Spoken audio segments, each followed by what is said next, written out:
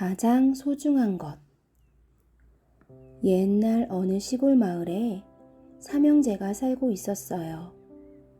삼형제는 각기 신기한 물건을 하나씩 갖고 있었습니다. 첫째는 아주 멀리까지 볼 수 있는 망원경이 있었고, 둘째는 아주 빠르고 멀리까지 날아갈 수 있는 양탄자가 있었어요. 그리고 막내는 어떤 병이든 말끔히 낫게 하는 마술 사과가 있었습니다. 그런데 어느 날 망원경으로 먼 곳을 살피던 첫째가 소리치며 말했어요. 얘들아, 여기 모여봐. 궁궐 안에 게시문이 붙었어. 두 동생은 궁금해서 형 곁으로 모였어요. 게시문은 이런 내용이었어요. 공주의 병을 낫게 하는 사람에게는 공주와 결혼을 허락하고 이 나라도 물려주겠다. 삼형제가 사는 나라에는 임금님과 몹시 아름답고 사랑스러운 공주가 있었는데, 그 하나뿐인 공주가 그만 큰 병에 걸리고 말았습니다. 그 나라의 유능한 의사들이 공주의 병을 고쳐보려고 온갖 방법을 다 썼지만 공주의 병은 낫지 않았어요. 왕은 매일매일 공주를 걱정하면서 슬퍼했습니다. 그러다가 왕은 모든 백성들에게 이 사실을 알리기 위해 궁궐 앞에 커다란 게시문을 붙였던 것이었습니다.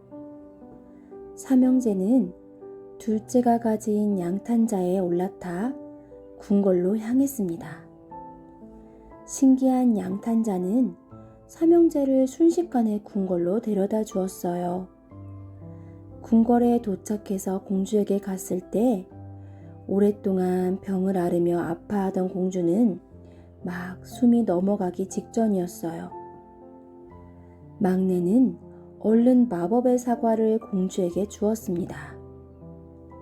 공주님, 이 사과를 드시면 공주님의 병이 씻은 듯이 나을 거예요. 공주는 얼른 사과를 한 입 베어 먹었습니다. 그러자 정말 신기하게도 공주의 병은 씻은 듯이 나았답니다. 곁에 있던 임금님과 신하들은 매우 기뻐서 환호성을 질렀어요. 공주의 병이 나았습니다. 공주의 병이 다 나았어요. 임금님과 신하들은 매우 기뻐하며 세 형제를 덥석 안아주며 기쁨의 눈물을 흘렸어요. 삼형제는 그날 궁궐에서 제일 맛있는 음식을 대접받으며 함께 기뻐했습니다. 그런데 임금님은 고민에 빠졌습니다. 공주의 병은 나았지만 삼형제 중 누구를 공주와 결혼시켜야 할지 알 수 없었기 때문이었어요. 임금님은 고민 끝에 삼형제를 불러서 물어보았습니다. 너희 중 누가 공주와 결혼을 해야겠느냐? 첫째가 대답했습니다. 제가 만약 공주님이 병에 걸린 사실을 몰랐다면 우리 삼형제는 여기에 올 수도 없었을 겁니다. 그러니 당연히 만원경으로 게시문을 보고 알린 제가 공주님과 결혼을 해야겠지요. 그러자 둘째가 이렇게 대답했어요. 하지만 제 양탄자가 없었다면 아마 우리는 공주님이 돌아가신 뒤에나 도착했을 겁니다. 그러니 당연히 제가 공주님과 결혼을 해야겠어요. 막내도 지지 않았습니다. 아무리 공주님의 병을 앓고 왔다 하더라도 제 사과가 아니었다면 공주님의 병은 낫지 못했을 겁니다. 그러니 당연히 제가 공주님과 결혼을 해야겠습니다. 임금님은 삼형제의 말을 듣고 곰곰이 생각을 해보았어요. 하지만 결론이 나지 않았습니다. 그러자 옆에서 조용히 듣고 있던 공주가 임금님에게 말했습니다.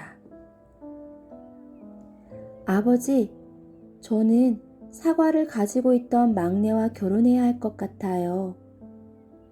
임금님은 공주에게 그 이유를 물었습니다. 그 이유는 무엇이냐? 공주는 설명했습니다. 모두 큰 공이 있지만 첫째와 둘째는 여전히 망원경과 양탄자를 가지고 있잖아요. 하지만 사과를 저에게 준 막내는 이제 남은 것이 아무것도 없어요. 자신이 가진 모든 것을 내놓은 막내와 결혼을 하는 것이 맞을 것 같습니다. 임금님은 그제야 고개를 끄덕이며 크게 웃었습니다. 그리고 첫째와 둘째도 공주님의 이야기에 고개를 끄덕였어요. 공주와 막내는 백성들의 축복 속에 결혼식을 올렸고 임금님은 첫째와 둘째에게도 큰 상을 내렸답니다. 다이아몬드의 주인. 산에서 나무를 해다 파는 가난한 랍비가 있었어요. 그런데 산에서 나무를 해다 마을까지 나가서 팔다 보니 도무지 공부할 시간이 없었어요. 그래서 랍비는 당나귀를 마련하기로 마음을 먹었습니다. 가난한 랍비는 쉬지 않고 나무를 해다가 팔아 당나귀 살 돈을 겨우 마련했어요. 랍비는 이제 공부할 시간이 많이 생길 것을 생각하니 몹시 기뻤습니다. 랍비는 한달음에 마을로 나가 상인에게서 당나귀 한 마리를 샀습니다. 당나귀를 사서 집으로 돌아오니 제자들이 반갑게 맞았어요. 선생님, 당나귀를 사셨다는 소식에 저희도 기뻐서 달려왔어요. 이제 저희도 선생님의 더 많은 가르침을 받을 수 있겠어요. 제자들이 신이 나서 말했습니다. 선생님, 지저분한 당나귀 목욕은 저희가 시키겠습니다. 랍비도 기쁜 마음으로 허락을 했어요. 제자들은 당나귀를 개울가로 데리고 나가 목욕을 시켰습니다. 당나귀도 목욕하는 것이 싫지 않은지 고개를 번쩍 들며 힝 울었어요. 그런데 그때 당나귀의 입에서 무언가 반짝이는 것이 툭 떨어졌습니다.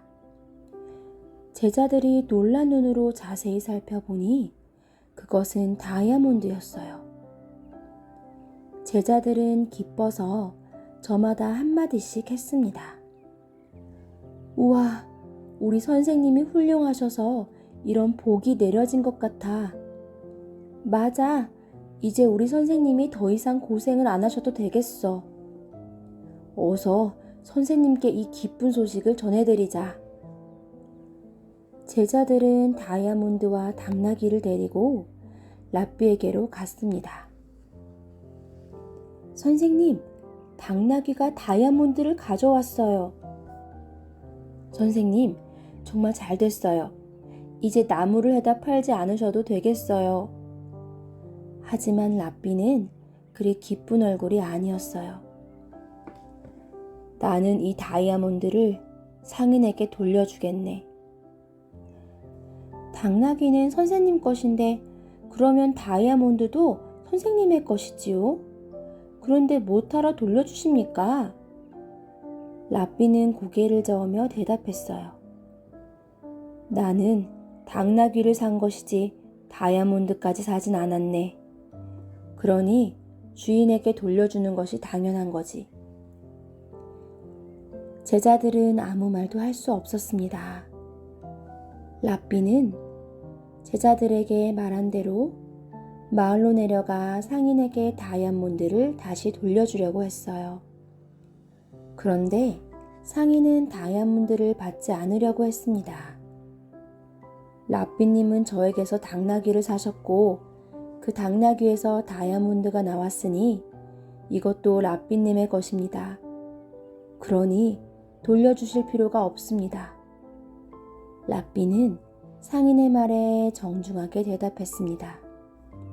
그렇지 않소. 내가 산 물건 외에 가지지 않는 것이 우리 유대인의 전통이요. 나는 당나귀 값만 지불했지 다이아몬드 값은 지불하지 않았다오. 그러니 이 다이아몬드를 가질 수 없소. 단호한 랍비의 말에 하는 수 없이 상인은 다이아몬드를 돌려받았습니다. 그러나 상인은 랍비의 정직함에 큰 감동을 받았습니다. 미리 준비한 등불. 어떤 남자가 이웃 마을을 방문하기 위해 산길을 가고 있었습니다. 그런데 너무 늦게 출발해서 캄캄한 밤이 되고 말았어요. 남자가 발걸음을 재촉하여 캄캄한 밤거리를 조심조심 걷고 있는데 한참 길을 가다 보니 반대편에서 등불을 든 한 사람이 걸어오는 게 보였습니다. 남자는 그 등불 덕분에 캄캄한 밤길이 한결 밝아져서 좋았어요.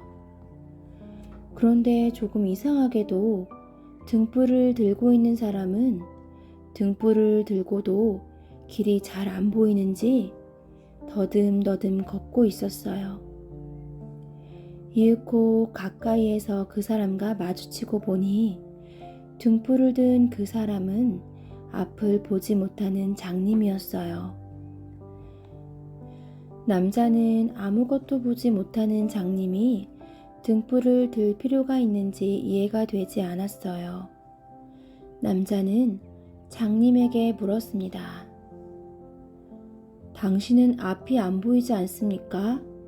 그런데 왜 등불을 들고 다니십니까? 장님은 등불을 들어 보이며 대답했습니다. 이 등불은 나를 위해 들고 다니는 것이 아닙니다. 당신처럼 눈이 잘 보이는 사람을 위해서 들고 다니는 것이지요. 남자는 더 이해가 되지 않았어요. 도무지 이해가 되지 않네요. 당신이 들고 있는 등이 왜 우리에게 필요한 것입니까? 만약 제가 어두운 길을 등불도 없이 걸으면 다른 사람들은 제가 장님인지 알지 못합니다.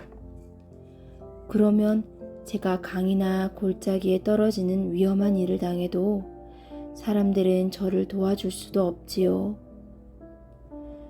남자는 장님의 이야기에 고개를 끄덕였습니다. 그렇군요. 맞습니다. 당신이 앞이 안 보이는 걸 알아야 다른 사람들이 조심해서 길을 비켜주고 도와줄 수 있겠군요. 맞습니다. 이 등불은 저를 위한 것이라기보다는 눈뜬 사람을 위한 것입니다. 여기 앞이 보이지 않는 사람이 걷고 있으니 조심하라고 알려주는 것이지요. 남자는 무릎을 탁 치며 장님의 철저한 준비성과 조심성 있는 태도에 감탄을 했어요.